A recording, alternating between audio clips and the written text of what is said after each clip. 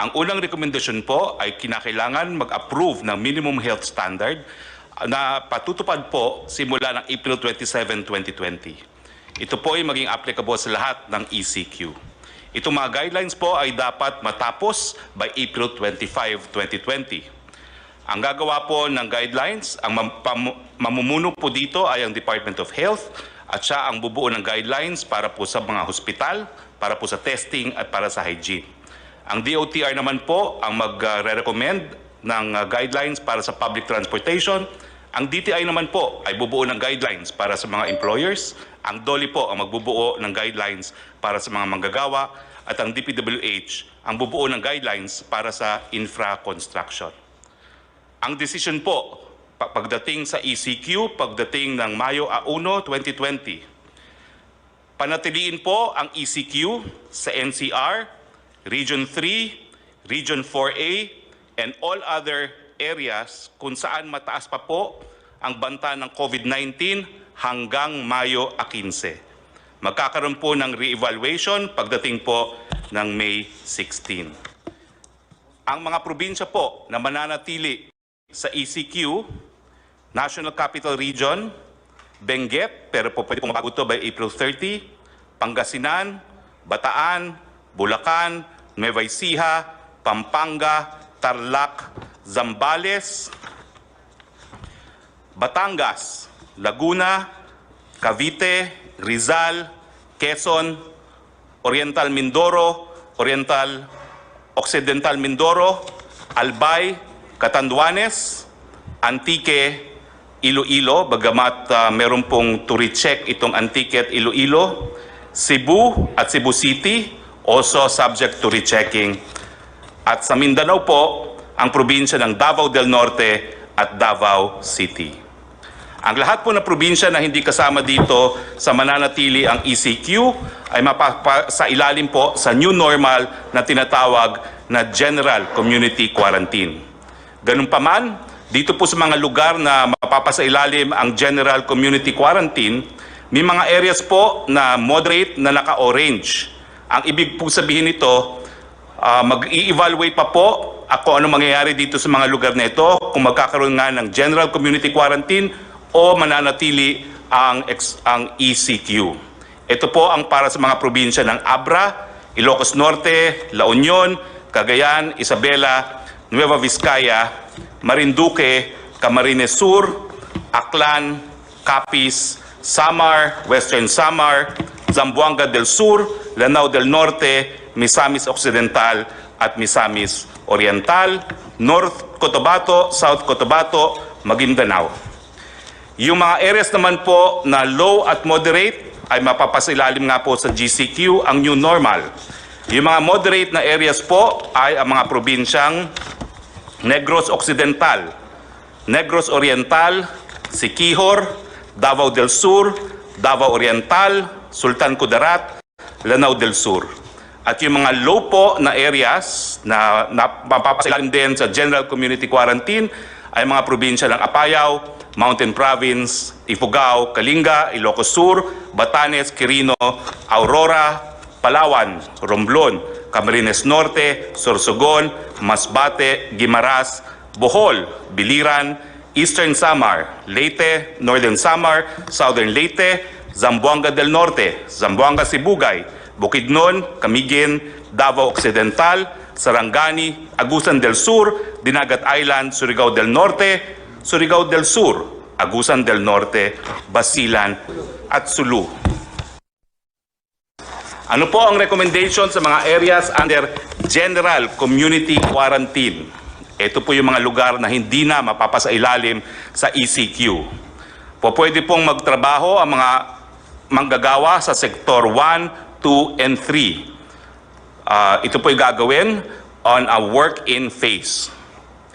Yung mga bata po, edad 0 hanggang 20, at yung mga matatanda, 60 and up, and high health risk, mananatili po sila sa kanilang mga tahanan. Papayagan po ang mall opening covering non-leisure shops. Papayagan po yung mga priority and essential construction projects na mag-resume. Papayagan po ang mga non-workers to go out to buy goods and services except those pertaining to Sector Category 4, yung leisure at mga kabataan. Papayagan din po ang public transport na mag-operate at reduce capacity at ang LGU po to enforce curfew at night dun po sa mga hindi manggagawa. For GCQ areas, General Community Quarantine, i-consider po ang reprioritizing ng SAP cash subsidy towards ECQ areas. Ibig sabihin, yung SAP po na para sa areas na hindi na po under ECQ, syempre po yung cash subsidy, kinakailangan pag-aralan na ibuhos doon sa mga areas under ECQ pa rin. Yung mga GCQ areas, consider to allow na po yung high school, higher education institute, HEI school year to finish and give credentials to students.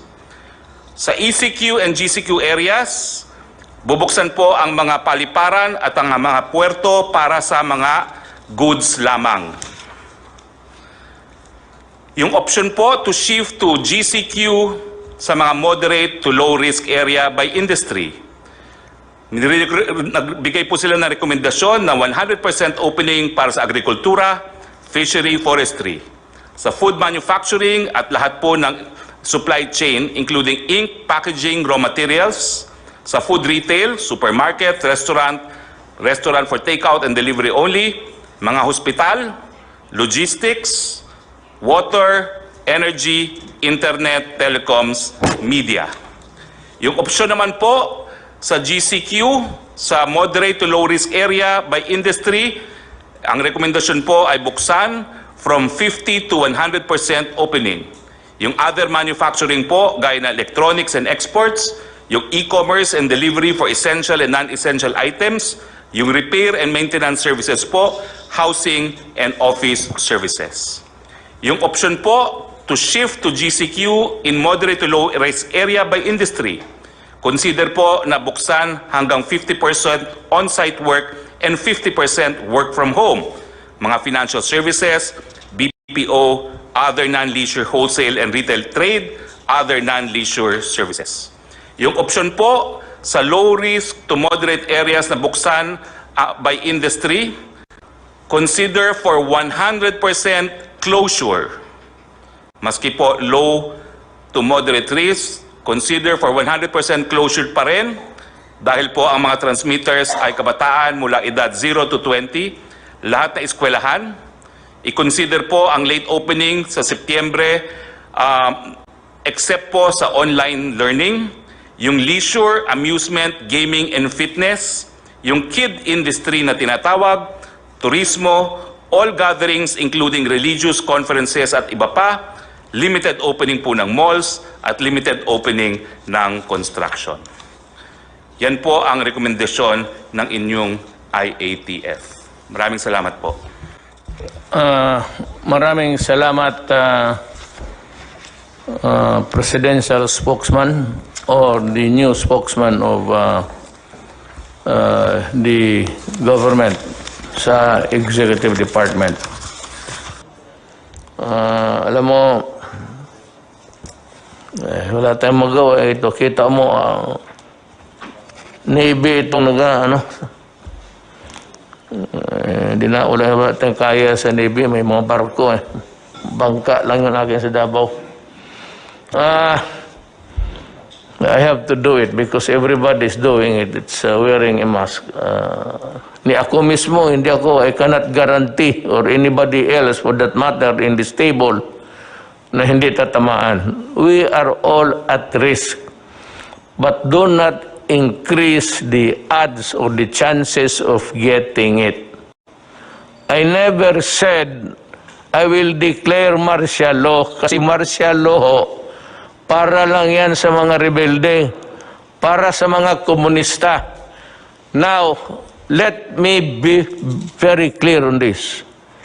If itong lawlessness which was imposed on us by the NPAs for the longest time, 53 years, baski saang probinsya may NPA. Kanina o kahapon, 2 army nag-escort para i-deliver ang supply sa mga tao, pati pera, pinatay ninyo. If that is not lawlessness, what is that? Tell me. Kaya ngayon, pag nagpatuloy kayo ng lawlessness ninyo, patay dito, patay doon, and it's happening all over the Philippines, maybe I will declare martial law because kayong mga NPA ang numero 1. Kinukuha ninyo yung mga tulong sa tao, pati yung supply pagkain nila. Kaya,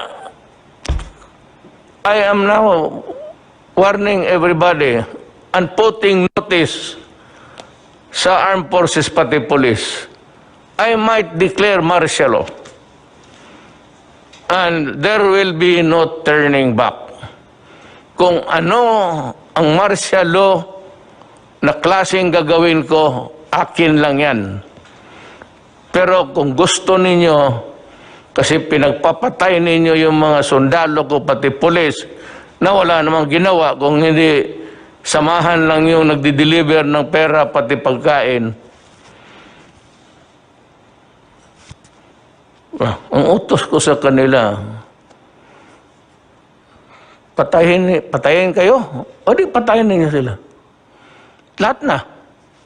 Tapusin na natin ito sa panahon ko. I have 2 more years. I will try to finish all of you. Pati kayong mga legal, magtago na kayo. Huwag ninyong sabihin, putang ina na wala kayong, you know, you're bullshit, you're the legal France. Sa inyo, kumukuha kayo ng pera. Ang mga negosyo dito na malalaki sa Pilipinas, nagdideposito ng pera yan sa bangko, sa account ninyo. Kinukuha ninyo yan. Yan ang totoo dyan. Kaya nabubuhay yung NPA. Pati pa yung extortion ninyo doon sa labas. Marami kayong pera. Alam mo, ang gobyerno ayaw niyan. Government is very jealous.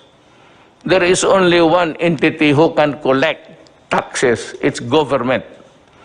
And that money must be put to good use. O hindi naman kami, kung hindi ka makabayad, wala naman kami pinapatay. Kung wala talang ikabayad, anong gawin natin? Wala naman kayong nabalitaan na kulong. So, we do not do that. But do not force my hand into it. Kaya kung hindi, pag martial law, lahat kayong mga legal fronts, magtago na kayo. Magtago na kayo. Huwag ninyo akong bulahin. Galing ako dyan.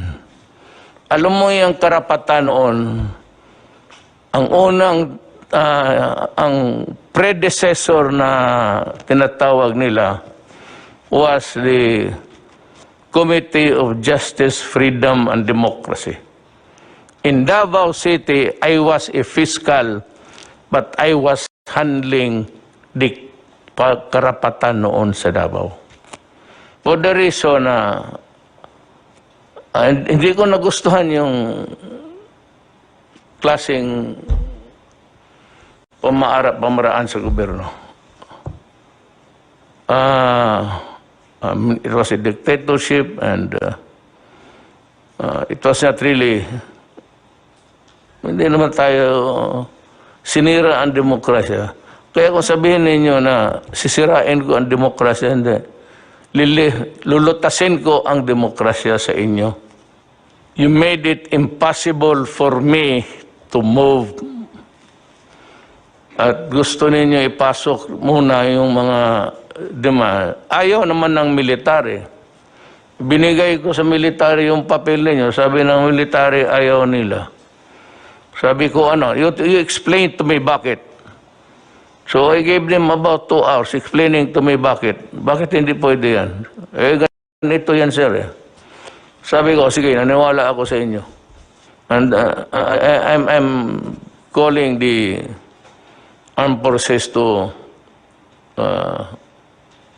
invent something more to innovate so that the soldiers will not be at the mercy of them. Pag dalawa lang yung sundalo, kawawa naman. Magdating yan doon, they will just swoop down isang 10, wala talagang lawan. Kaya sabi ko, at this time, the armed forces should go into innovations. Sabi ko, wag ka mag-surrender, ha? Kayo mga NP, do not ever raise your hands. Kasi ang order ko, kung lumaban ka na. Wag kang mag-surrender. Napunta tayo dyan kasi galit ako kasi pinapatay ninyo yung tulong sa tao. Yung tulong sa tao will continue. We will not reduce the volume at this time, but we are running low of funds. Secretary Dominguez might want to tell us what he is doing and planning to do so that we can have the level of the money supply so that we can maintain our assistance to everybody. Sani, Tagalogin mo lang, Sani. Maraming salamat, Mr. President. Ang katotohanan po, ang budget natin para sa 2020 ay 4.1 trillion pesos. So far, ang nagastos po natin is already for this COVID is na hindi natin plinano ay 352.7 billion pesos na. At masasabi ko po na so far na-finance natin itong amount na-finance natin partly sa tax collection, pero bumababa na ho yung tax collection natin. Ang balanse, pininanso natin sa sarili nating savings at humiram pa tayo ng pera sa mga multilateral agencies kagaya ng ADB at World Bank. So far ho, sufficiente po yung cash natin, pero naiipit na po tayo sa budget allowance natin. So yan po ang problema natin ngayon. May cash ho tayo, pero wala ho tayong authority gumastos ng ganong kalaki. So we're making sure na lahat ng gastos natin ay number one, for the benefit of yung pinakamahirap sa bayan natin, at rinireserba ho natin yung balanse para sa mga build projects natin, para pag natapos na itong COVID, may pera tayo pang invest sa build ho. At saka we will create jobs and we will create business opportunities with that. Thank you ho. Actually, what Sunny is telling us is that there's money for now. Because, alam mo, yung budget nga natin, yung ginawa last year to be implemented now, walang COVID dyan.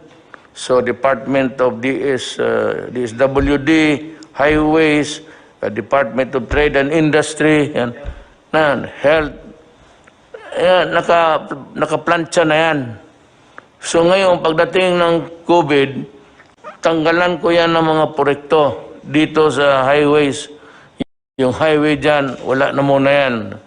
Sabihin ko kay Tugadi, huwag na muna yan.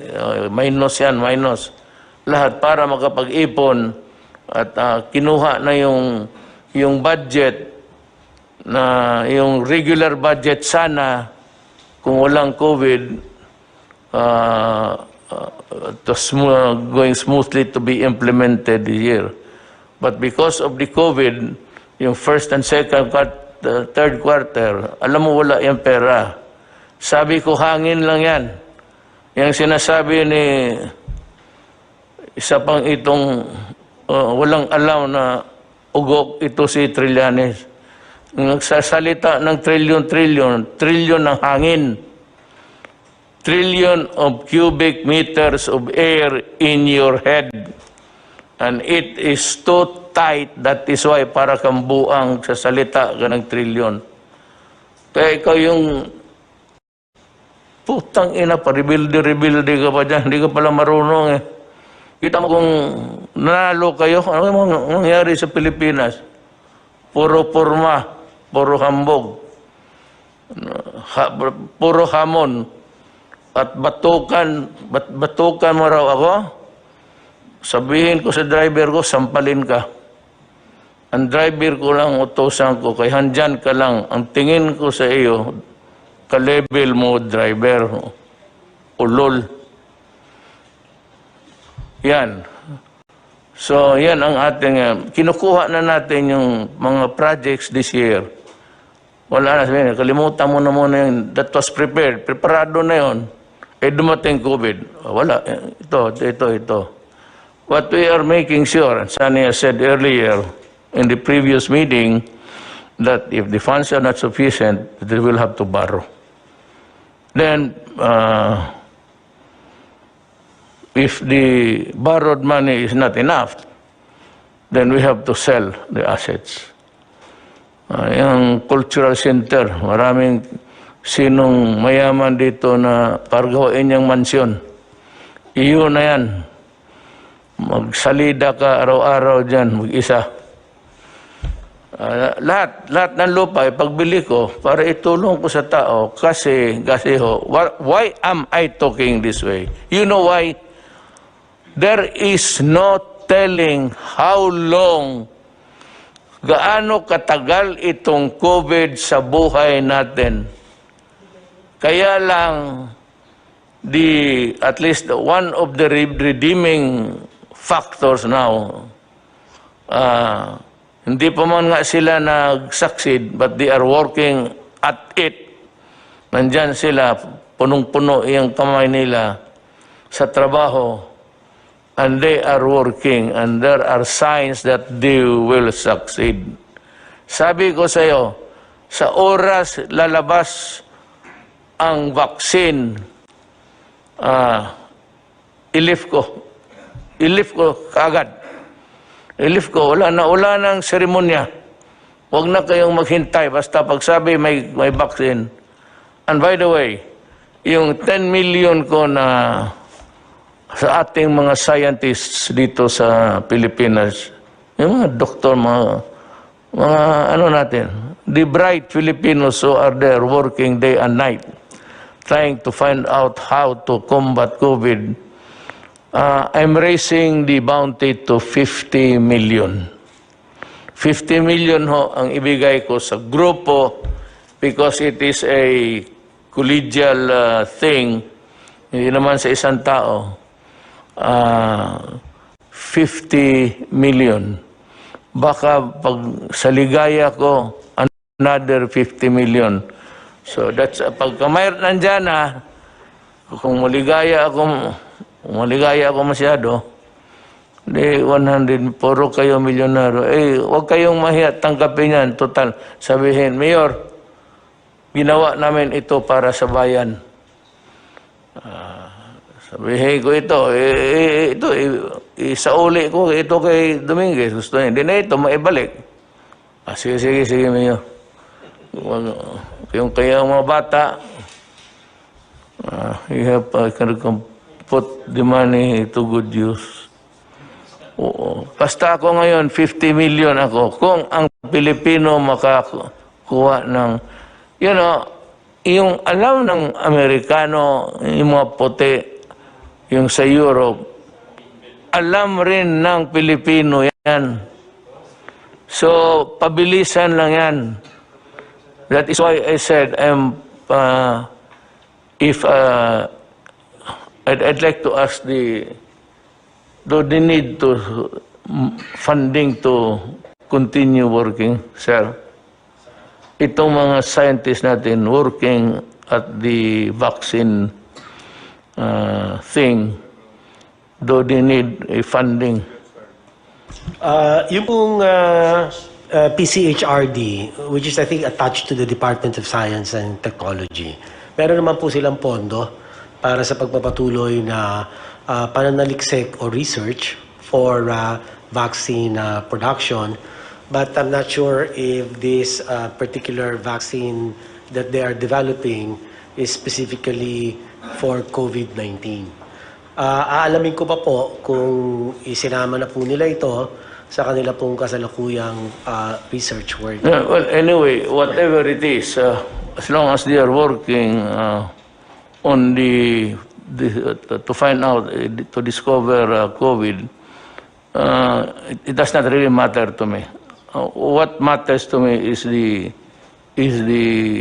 let me use that, is the dedication and the load of work that they are performing. So, kung kailangan nila ng additional funding, all they have to do, I'm announcing it, is magsabi nila sa iyo. And I'd be glad to kung hindi masyadong malaki, I said, ipit tayo sa pera, I will readily give it to them. I'd rather spend all of our money in connection with COVID. Discovery, assistance, lahat. Kaya dito nakatutok tayo. Every time that we meet, ladies and gentlemen, hindi tayo lalabas sa COVID. COVID lang tayo. Huwag tayo na ngayon, nagsalita ako ng komunista at ito mga putang ina mga komunista dito.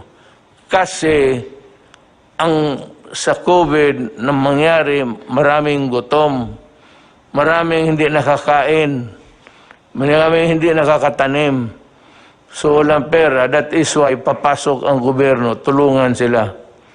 Kaya naman, pinagbabaril itong mga putang inang NPA na ito, kaya napunta tayo doon. But that is COVID-connected. Because nagkasakit o hindi makapaghanap buhay because of COVID. You have to connect. Hindi sabihin mo, rumble on. Itong mahilig, itong mga gagong sa try to rumble onto some other matters and mumble. Alam mo ganito, itong mga putang ina,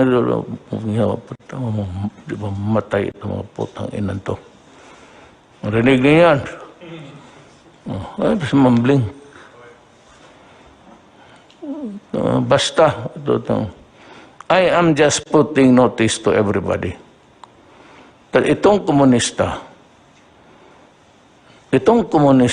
malaki ang gastos natin. Do you know how much we spend sa isang putok lang? Marinig mo man yan. Brrrr! Isang putok yan, 35 pesos. Tangina ninyo. Yung 35, ilang ilang sundalong yan. Abusaya, pati kayo mga komunista. Ilang 35 pesos yan. Yung bala ninyo, yun yung bala ng mga sundalo na pinatay ninyo. Kaya ginagamit ninyo pera ng tao pagpatay ng sundalo. Kuha ninyo. Yung mga mortar ninyo, those are the armaments and equipments na nakalkal ninyo sa mga patay na sundalo. Yan pinaputok ninyo, pati pinaputok ng sundalo, pera ng tao yan. But you are not the government. Sige. Yan ang history ng COVID. You will always be a part. Someday, if we will write a narrative of the COVID, nandyan talaga kayo sa isang chapter sa putang ina para sa inyo. You see how you punish the Filipino people for your ideology. Kayo mga NPA na kikinig, sumurinder kayo. Kagaya ng ginawa ko sa Mindanao. may bibigyan ko kayo ng bahay, bibigyan ko ng hanap buhay. Huwag ninyo agawin yung assistant dyan. Kaawa naman yung tao. Pagkain nila yan, kunin ninyo, wala na. Para na rin pinatay mo yung mga pamilya dyan sa mga lugar na hindi maabot ng sundalo. Ang nakakarating dyan yung mga ano lang, walang armas yung mga DSWD. Pero yung mga escort, pinapatay niyo. That's why I'm asking the armed forces now and the police to reconfigure, kasi marami na akong patay, to reconfigure how to go about escorting the health workers. Pakinggan natin si Department of Trade, yung dahan-dahan na pagpasok ng ibang sektor. Magtagalog na lang po kayo. Okay po. Dito po tungkol sa ECQ. Sa quarantine. You ease up the quarantine to allow certain sectors. Ikaw ho ang nakaalam niyan. Opo. You know better than us. So, Opo. Mr. President, ang maganda hong nangyari ngayon, even under the enhanced community quarantine, para po hindi tayo magkaroon ng kakulangan sa pagkain, pinagpatuloy ang pag-supply ng food production, pinagpatuloy ang paggawa ng mga pagkain. Tulad ng mga canned sardines, gatas, instant noodle, yung mga basic manufactured products, para parating marami hong supply sa grocery and supermarket. Dahil po kahit community quarantine, ito po yung mga inalaw na mag-operate. So inalaw po ang food production, inalaw po ang mga essential products tulad ng sabon for hygiene, sabon, shampoo, pati ho yung essential din po yung mga alcohol para ho sa mga panahon ngayon. Yung iba hong hindi essential products, hindi ho muna natin pina-operate in keeping. Dahil po gusto po natin ang mga taong bayan as much as possible nasa bahay. Kaya ho piling-pili lang yung pinayagan natin, yun dun lamang sa makakatulong sa food availability. Hindi tayo makaka-shortage, kaya pinapaalala natin sa taong bayan na huwag magpapanik dahil kahit ho naka-enhanced community quarantine, ay napakadami ho nating pagkain, yung supply. In fact, dahil sa pagmi-meeting ng ating IATF, eventually, inaalaw po natin kahit lagpas 50% yung skeletal workforce. Hindi na skeletal workforce na 30% lamang ang allowed. Kailangan more than 50%. Ibig sabihin, maraming tao. Para ho, ang ating production rate umabot sa 80 to 100%. So, para hindi magkaroon ng shortage. Pangalawa ho, yung ating mga finished good inventory, yung mga gawanan na produkto, ay more than 2 weeks, 2 linggo equivalent. Hindi tayo magkukulang. At yung raw material na ipoproduce pa lang para gawing finished goods, mga 45 days, lagpas sa 1 buwan. So, ibig sabihin ho, marami ho tayong pagkain. So, yan po yung mga iba sa mga inaalaw ngayon na dito sa environment ng ECQ, food products, essential products. Allowed din po siyempre yung iba hong operation tulad doon ng mga bangko para ho may mga gusto mag-withdraw sa ATM, may mapa-i-allow po yon. Siyempre po, agriculture products, doon magsisimula yung pagkain, allowed din po yung mga ganitong activity. Ang nakabitin na lang po ay yung sa construction, yun po yung pag-uusapan pa moving forward, pati ho yung sa mga SMEs, yung mga malls. Kasi ho, pag yun ho, maramihan kasi, kaya worried din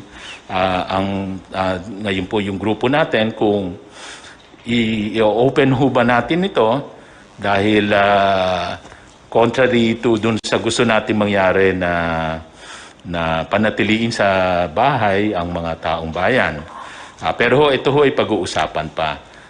Yung mga iba hong mga essential activities, so inaalaw naman po during the enhanced community quarantine.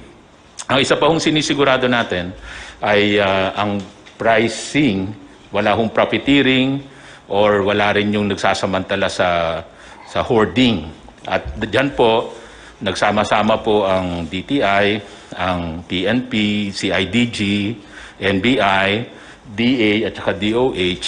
Diyan po marami, over 500 na po ang ating mga nahuhuli na mga profiteers at mga hoarders. Kaya babalaho talaga yan. Ay, isa pa hong magandang nangyayari ngayong ECQ ay yung mga manufacturers natin na re-repurpose. Yung mga dating hindi gumagawa ng mga face mask or hindi gumagawa dati ng mga personal protective equipment, ngayon ho ay gumagawa na sila. Tulad ho nung mga mask na suot natin ngayon, ay yung iba ho dyan ay ginagawa na ng mga manufacturers natin ngayon. Kahapon lang ho, Hanap ka, bigyan mo sana. Kahapon lang ho ay inalaw po natin, nag-turnover tayo ng 10,000 pieces ng PPEs out of the 300,000 na PPEs at yun po yung donation po ng San Miguel Corporation para ho sa PGH, tinurnover po natin sa DOH. So 10,000 po yon out of the 300,000 na ipuproduce pa para sa ating mga health workers. So meron ho tayong mga manufacturer na nilipat yung kanilang production para makaproduce ng mga masks, PPEs, pati ventilators gagawin na. Mga 10 kumpanya na ang may involved dito sa repurposing yung manufacturing. Ibig sabihin, magpuproduce na sila ng mga critical products na kailangan ngayon. And moving forward lang po, last 2 items, marami ho tayong piniprepare na tulong sa MSMEs, micro SMEs, lalo na pag na-lift na itong ECQ. Nandyan ho yung pauutangin sila, low interest rate, dun po sa inyong programa na P3, Pondo sa Pagbabago at Pag-asenso. 1 billion po yun, nakalaan doon. At sa tulong po, pakikipag-ugnayan sa DOF, sa Land Bank and DBP, another maybe around 30 billion na pwedeng ilaan din para sa mga micro SMEs. Kasi yung micro SMEs, pahihiramin po para meron silang working capital pagka i-restart natin yung economy. Kasi aside from the MSME, yung isang tulong ay yung wage subsidy sa worker na nirelease po ng SSS, BIR at DOF. So, para talagang matulungan sila sa pag-restart ng economy. And lastly, dahil po sa Bayanihan Act ay nagkaroon po ng grace period. Hindi muna babayaran yung loan at grace period ho pagdating sa renta. Yun po yung inyong kinover. Para ho wala dapat paalisin na umuupa sa residential, pati yung renta ng mga micro SME sa mga commercial places. So marami ho tayong prepare na programa para ho sa micro SMEs. Thank you, Mr. President. Salamat, Secretary Lopez. We'll wind up with the 3 speakers from Secretary Dar. Still about food supply. Then we go to the health aspect. Sige, Mr. President, fellow cabinet members. Ang pinag-uusapan kasi natin dito yung pundo, no? And our budget for this year is finite. We're only pegged at 4.1 trillion, out of which ang antimano kaagad na automatically appropriated doon ay 1.249 trillion, tapos yung 2.8 trillion, yun yung new appropriation. Para saan yung new appropriation? Yun yung binibigay natin personal services, MOOE, financial expenses, at capital outlay. Now, hindi naman natin ini-expect itong COVID. Bigla na nga lang dumating.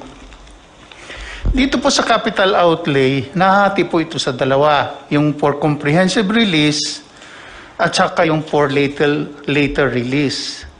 Yung pong for comprehensive release, hindi po natin pwedeng galawin antimano yan kasi automatically release na yan sa mga province, sa mga government agencies and departments. At saka yung mga IRA at saka yung debt servicing natin. So, antimano, ang pwede lang natin galawin, which we have done, is 397 billion more or less. Ito yung capital outlay ng mga departments at saka nung Congress initiated, no? Sa ngayon, ang nagagamit na natin, 352 billion na. So, konting-konti na lang natitira. And we're not even sure na ito yung nasa always at the back of my mind also dahil ako parating nasisisi pagka natagalan yung release at saka may nagagamit na hindi daw dapat gamitin. But where else can we go? Ito talaga yung sitwasyon na eh. And that therefore, ang sinasabi lang natin, i-consider natin yung possibility of second wave. Pag nag-second wave, paano yun?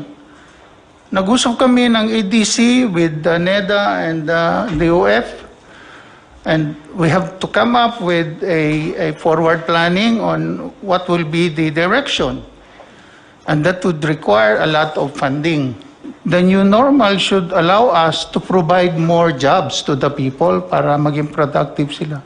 Yan ang hindi naintindihan ng tao, karamihan, is that ako ho, dependent ako sa Congress. Powerful nga ang presidente, lahat. Ang Congress, sila lang yung pati yung empleyado nila. Diyan sa Congress lang. Yan na sila. Pero itong Congress, especially yung lower house, ika nga sa English, the purse. Ibig sabihin, hindi ako makagastos ng pera hanggang hindi sabihin ng House, then approval by the Senate, pero manggaling talaga sa House, na sige, bigyan ka namin ng 300 billion na hangin para magamit mo. Yung 300 billion, kukolektahin pa po yan. Wala hong ready money. Sabi mo nandyan. Yung sinabi kong 300 na tinago ko, savings yun sa gobyerno, na sinabi ko kay noon, started, kailan ba ako nag-umpisa? 2015. 16, nag-ano na kami ng pera. Dahan-dahan lang, kukunti-kunti. Saving, parang alkansiya, mag-alkansiya kasan. Kaya mayroon na kaagad akong ready. But yun naman was not really for the purpose of spending for the COVID. Because wala pa naman ang COVID noon. It was a non-existing alien. And hindi natin alam. That was intended, na sabi ko, son, before I go out, makita lang man ng mga tao na ang pera na hindi na ginastos ng kung todo-todo, nag-save tayo. That was my only purpose, actually. Ngayon, nandoon ang COVID. Now, dito yung sinasabi ni Wendell, tama yan. Mag-appropriate ang lower house, House of Representatives, yung mga congressman, hindi yung senador. Manggaling sa kanila, mga congressman, mag-appropriate sila ng pera, bigyan ako ng authority na gastuhin yon. Kung ma-approve na rin sa Senado. Ang problema, kung may pera ba? Kasi ang koleksyon nandito sa akin. Nandito kay Sunny, tapos tanungin siya, may pera ba dyan? Sabi, meron no dito na 400 million. O sige, gamitin natin yan. So, doon sa Congress, somebody will sponsor a bill, appropriation. It has to be sa budget. Ang sabi ni Wendell na supplemental budget. Kung may pera, pero kung wala, walang i-appropriate because there is nothing to appropriate. Wala tayong ma-appropriate kung walang pera. That is why, sabi, it's dwindling, paliit ng paliit. Because ang inasahan natin na first quarter, second quarter, na collection, wala na. Napurnada na because sarado ang mundo. Ang komunidad hindi gumagalaw. Wala na nagtrabaho. lahat tayo, pati ako sa puro papel, isang katerbang papel, yun lang man to, dinala sa bahay ko, babasahin ko lahat yan, hindi ako nagpipirma ng hindi ko nababasa. Tapos, para hindi tayo masabit. Tapos, yan ang trabaho ko. Wala nagtatrabaho. So, yan ang problema ngayon. It's really a question of money. Money has always been since time immemorial. Now, remember that wala kaming hangarin na pigilin yung pera. It's not ours, it's not anybody's money, but it belongs to the Filipino people and should be spent for the welfare of the Filipino people. Hanggang dyan lang. Now we go to Secretary Dar to see how the agricultural sector is coping up. Thank you, Mr. President. Marami pong salamat. Sa agrikultura po naman, under the Enhanced Community Quarantine for Luzon and vis-a-vis agriculture and food, ang una po natin tiningnan po yung food availability, food accessibility and affordability, plus yung price stabilization, and the movement and logistics relating to the food supplies. At the initial stage, Mr. President, ng ECQ, may opening naman ang agrikultura, skeletal level, but even with that, of course, we were practicing again all the health or quarantine measures, may physical distancing at saka din paggamit ng face mask. Then after 1 month, doon sa IATF po, nadagdagan na po yung level na mga aktibidades doon sa kanayunan. So nasa optimum level tayo ngayon sa farming, sa fishing, at related sa lahat po ng even yung mga manufacturing ng agricultural inputs, fertilizers, pesticides, and the like. So, marami po tayong, matotal, meron akong individually maibigay na datos, but overall, mayroon tayong sapat po na pagkain.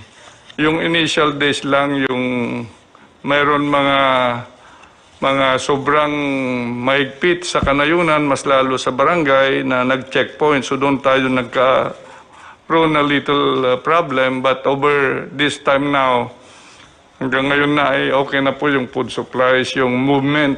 Kasi simulat sa pool naman, ang ITF ay nagsabi na there is unhampered movement ng mga cargoes, both food and non-food.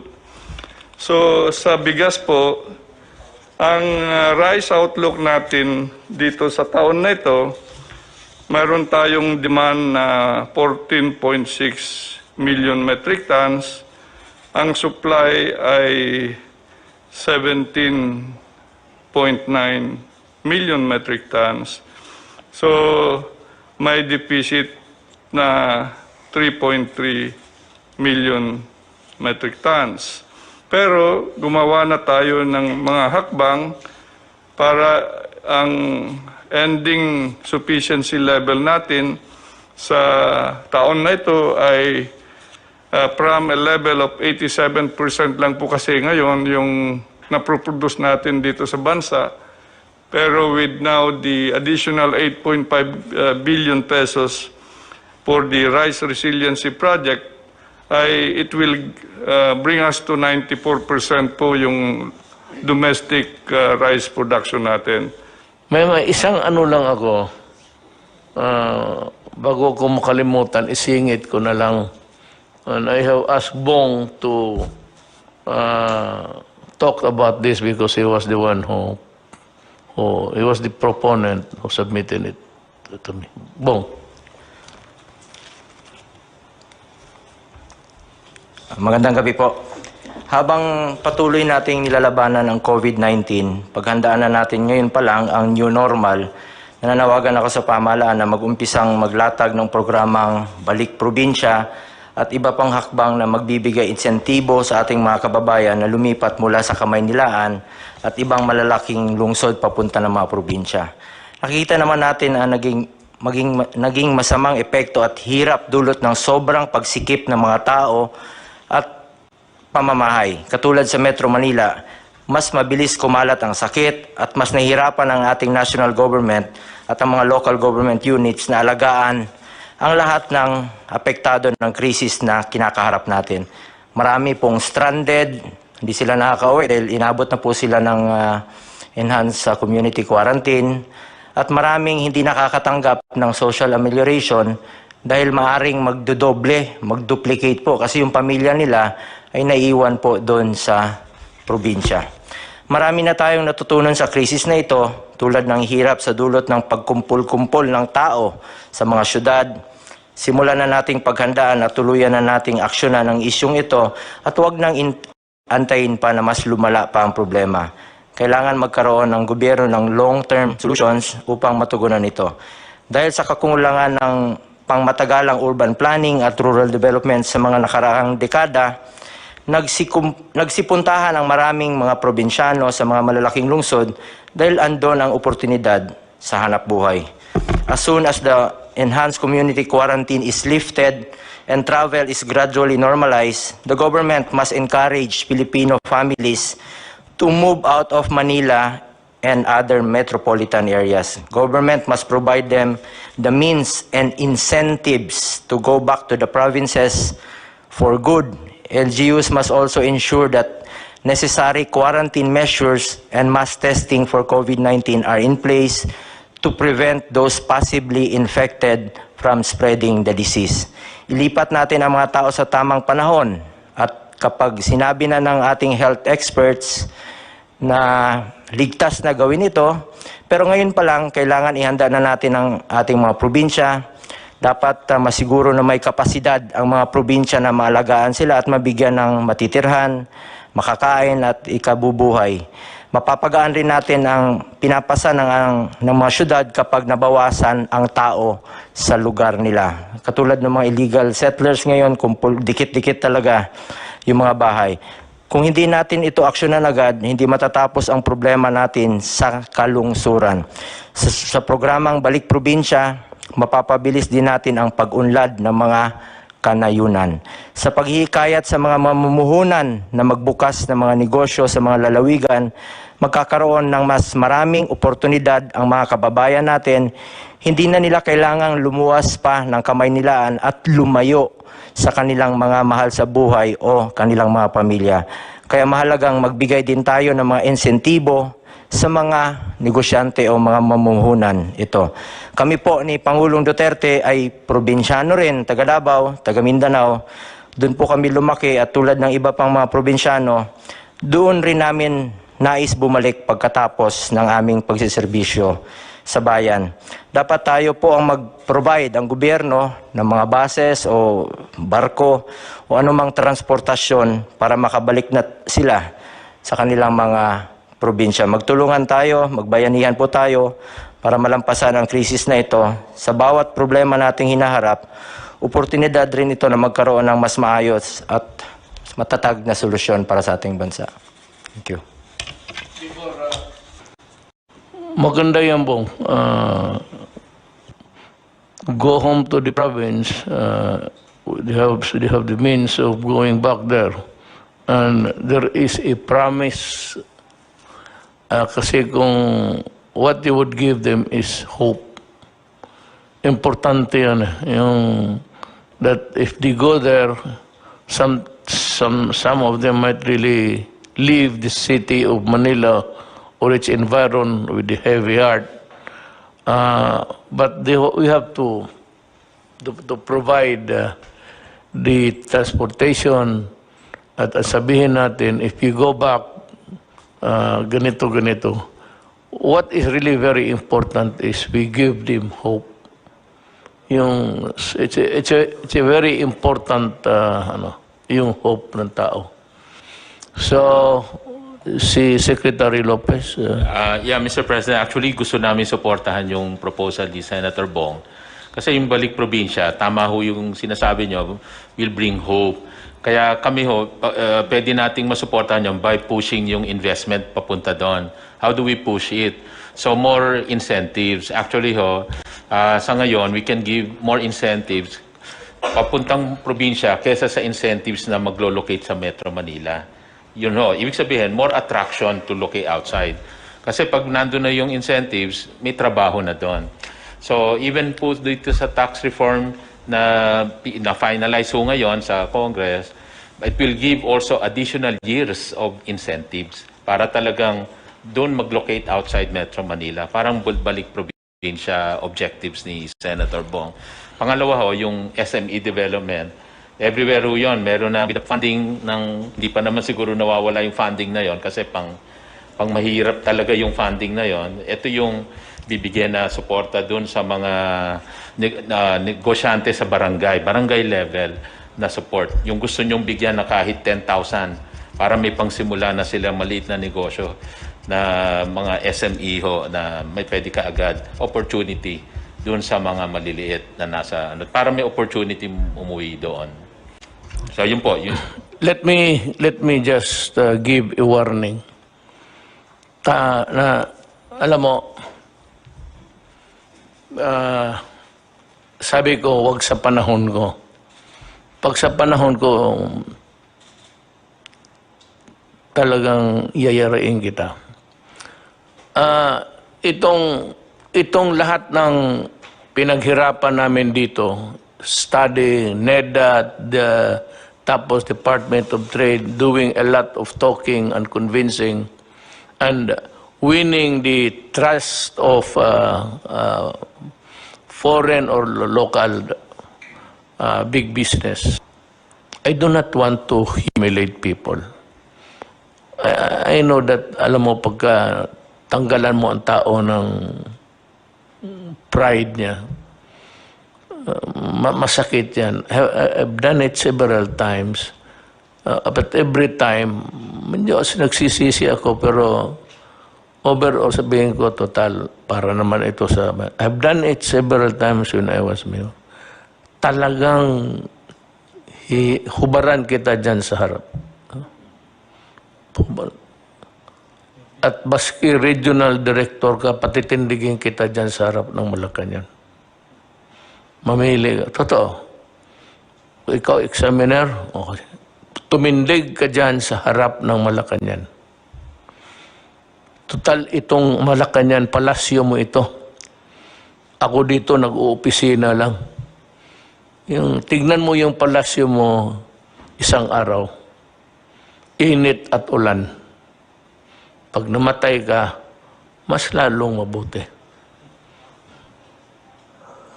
Basta yan ang ko sa... Kaya itong pinag-usapan ngayon na i-dispersal, yung ikalat mo. Takot yung iba sa mga probinsya na medyo may history ng... Ako ayaw kong maghiya ng gobernador, mayor, sino ba naman ako, mayor lang rin.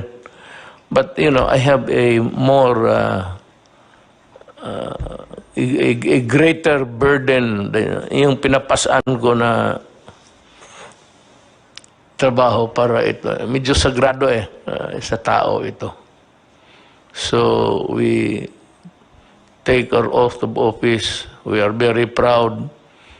Presidente na ako, tapos gano'n, gawain ko talaga lahat. So, gusto ko lang ipakita sa mga tao, beginning ito, na paano sugpuin ang mga magnanakaw sa gobyerno. Pero ito ang igarantiya ko sa iyo. Putang ina ka, hubaran kita dyan sa harap ng tao. Our country comes first to us. Mahal ko ang bayan ko. Mahal natin lahat. Gaano man tayo kaliit.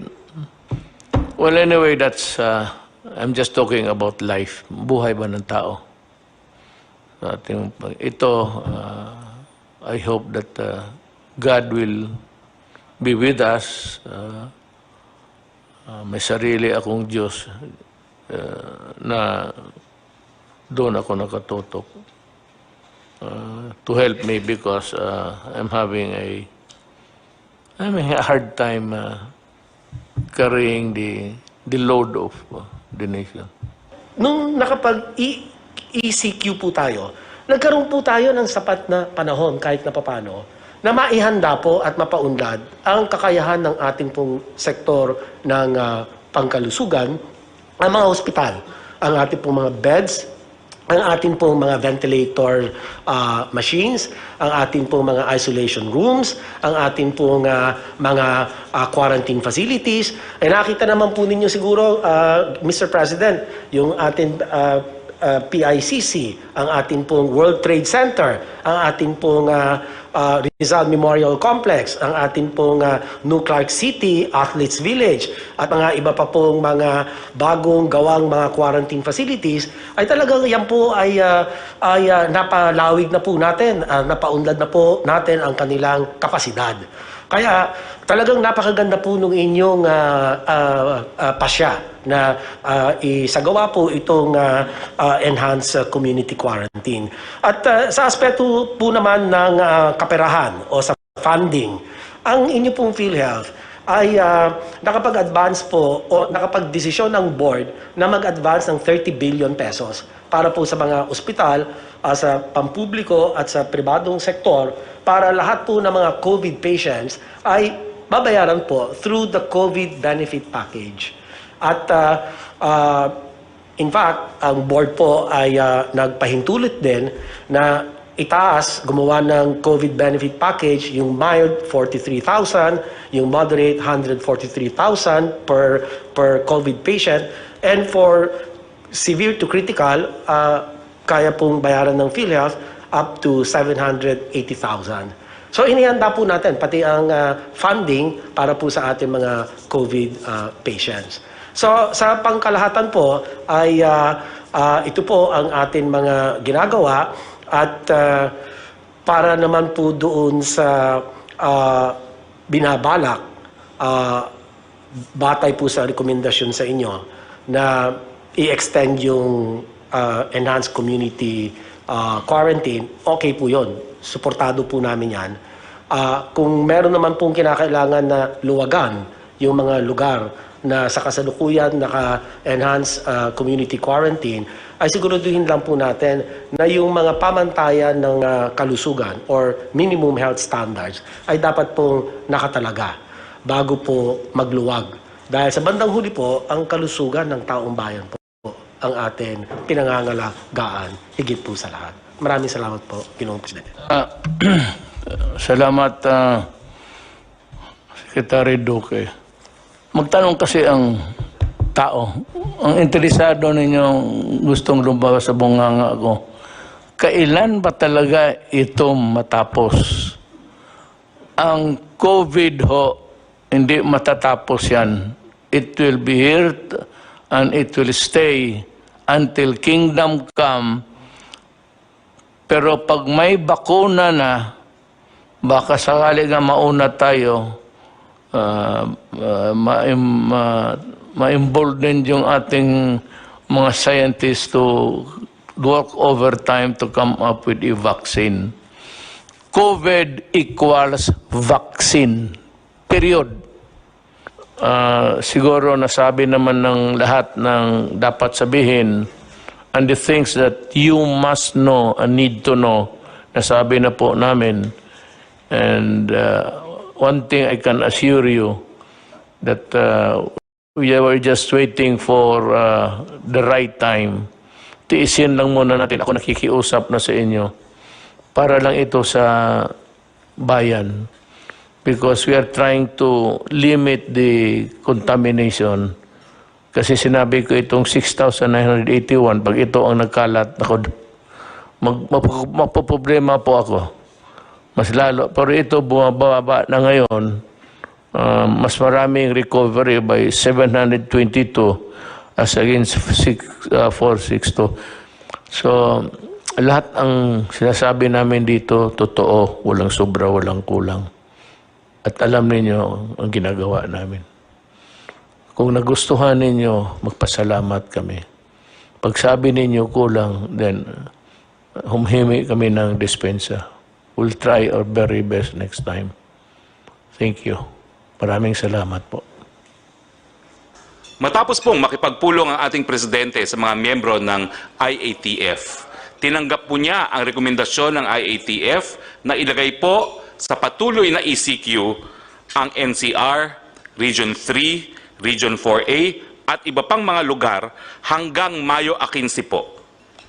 Ang mga lugar pong ito ay ang probinsya ng Benguet na po pwede pa pong magbago by April 30, ang NCR, ang Pangasinan na po pwede rin pong magbago by April 30, Bataan, Bulacan, Nueva Ecija, Pampanga, Tarlac, Zambales. Yung Tarlac at Zambales po pwede pa rin magbago by April 30. Batangas, Cavite, Laguna, Rizal, Oriental Mindoro, Occidental Mindoro, Albay, Catanduanes. Ang Anique at Iloilo, pareho pong pwede pang ma-recheck. Ang Aklan at ang Capiz. Pati na po ang Cebu at ang Cebu City na subject din to rechecking. Ang Davao del Norte, Davao City at ang Davao de Oro po na subject pa rin to resetting. Lahat pong probinsya na hindi napasama sa listahan nito ay mapapasailalim po sa General Community Quarantine. Maraming salamat po. Magandang araw po sa inyong lahat.